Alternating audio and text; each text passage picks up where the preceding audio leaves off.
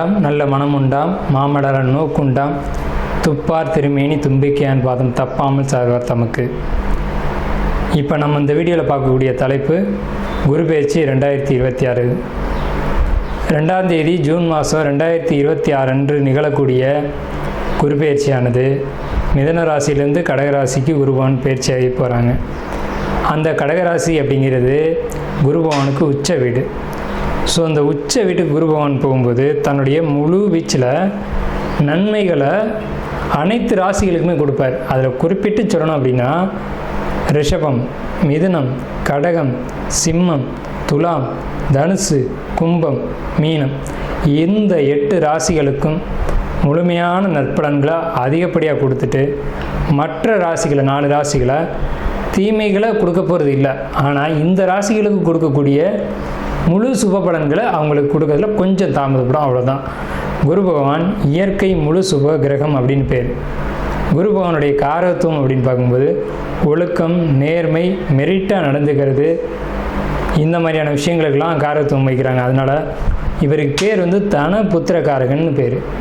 குரு அப்படின்னாலே ஒருத்தருக்கு வழிகாட்டுறவர் அப்படின்னு பேர். ஸோ இந்த அடிப்படையில் குருபகவானுடைய பெயர்ச்சி அப்படிங்கிறது இந்த 12 ராசிகளுக்கும் முழு சுபத்தன்மைகளை இருந்தாலும் மேலே சொன்ன 8 ராசிகளுக்கு அதிகப்படியான நன்மைகள் நடக்க இருக்குங்க. இந்த மீதி உள்ள 4 ராசிகளும் பரிகார ராசிகளை இங்கே எடுக்க வேண்டியதில்லை, ஏன்னா அதுக்கும் நல்ல பலன்களை தான் கொடுக்க போகிறாங்க. இருந்தாலும் இந்த 12 ராசிக்காரங்களும் இந்த 2ஆம் தேதி மார்ச் மாதம் 2026 வருஷம் டைம் நீங்கள் பார்க்க வேண்டிய அவசியம் இல்லை.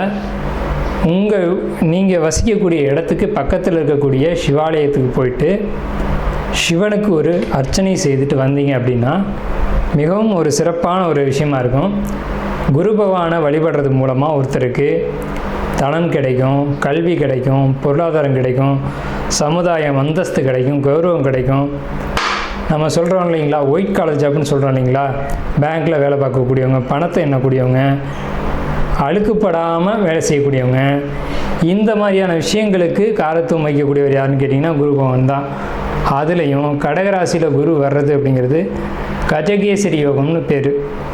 கஜகேசரி அப்படின்னா 100 யானைகள் சண்டையிட வரும்போது ஒரு சிங்கம் எதிர்த்து போட்டிட்டு அந்த 100 யானைகளையும் விரட்டி தள்ளுறது அப்படின்னு பேர். ஸோ இப்படிப்பட்ட கஜகேசரி யோகத்தில் நிகழக்கூடிய இந்த குரு பெயர்ச்சி 2026ஆம் ஆண்டு அப்படிங்கிறது 12 வருஷத்துக்கு ஒரு முறை ஒரு சிறப்பு வாய்ந்த ஒரு வருஷமாக இருக்கும். இதுக்கு பிறகு இன்னொரு 12 வருஷம் கழித்து தான் இந்த ஒரு சிறப்பான ஒரு குரு பெயர்ச்சி அப்படிங்கிறது நிகழும்.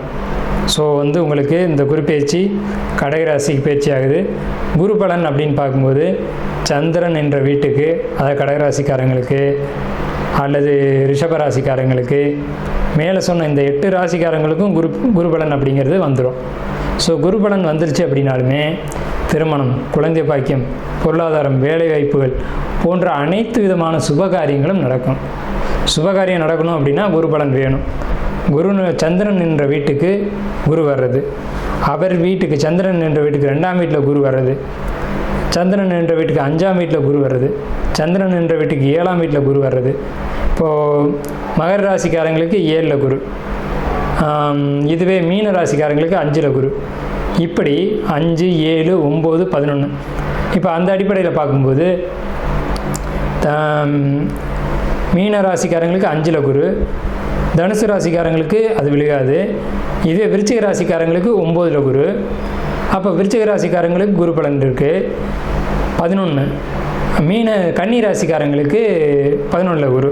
ஸோ இவங்களுக்கெல்லாம் கன்னி, கடகம், விருச்சிகம், மகரம், மீனம் இந்த ராசிக்காரங்களுக்கெல்லாம் குரு பலன் அப்படிங்கிறது நிகழ்ந்திருக்கு. 5வது நட்சத்திரமான மிருகசீட நட்சத்திரம் உங்களுடைய குரு பெயர்ச்சி பலன் அப்படிங்கிறது மன தைரியங்கள் அதிகரிக்கும், காரிய வெற்றி கிடைக்கும். நீங்கள் என்ன செய்வீங்க அப்படின்னு பார்த்தீங்கன்னா காதல், திருமணம் போன்ற விஷயங்கள் இந்த காலகட்டங்களில் ஈடுபடுவீங்க. பதிவு திருமணம் போன்ற அமைப்புகள் உங்களுக்கு உண்டு. மனைவி அல்லது நண்பர்கள் அல்லது உங்களுடைய கொலீக்ஸ் அப்படின்னு சொல்லக்கூடிய விஷயங்கள் எல்லாமே உங்களுக்கு சப்போர்ட் அப்படிங்கிறது பெரிய அளவில் இருக்கும். அக்கம் பக்கம் வசிக்கக்கூடியவங்கள்ட்ட அவங்கள்ட்ட ஏற்பட்ட ஒரு கருத்து வேறுபாடு நீங்கி அவங்களுடைய ஒரு உதவி அப்படிங்கிறது கிடைக்கும். அதே மாதிரி பார்த்துட்டிங்கன்னா உறவினர்களுடைய சப்போர்ட், அக்கம் பக்கம் மட்டும் இல்லை, உறவுக்காரங்க, சமுதாயத்தை சேர்ந்தவங்க, அதே மாதிரி கணவனாக இருந்தால் மனைவி, மனைவியாக இருந்தால் கணவன், இவங்களுடைய ஒரு ஒற்றுமை அப்படிங்கிறது நல்லா இருக்கும். உழைப்பானாலும் சரி, முயற்சியானாலும் சரி, கடுமையாக ஈடுபட்டு வெற்றி அடைவீங்க. இந்த குறிப்பெயர்ச்சியில் திருமணம் இல்லைன்னு சொல்லக்கூடியவங்களுக்கு திருமணம் நடக்கக்கூடிய காலகட்டம், காதலித்து கொண்டிருப்பவங்களுக்கு பதிவு திருமணம் நடக்கக்கூடிய காலகட்டம்.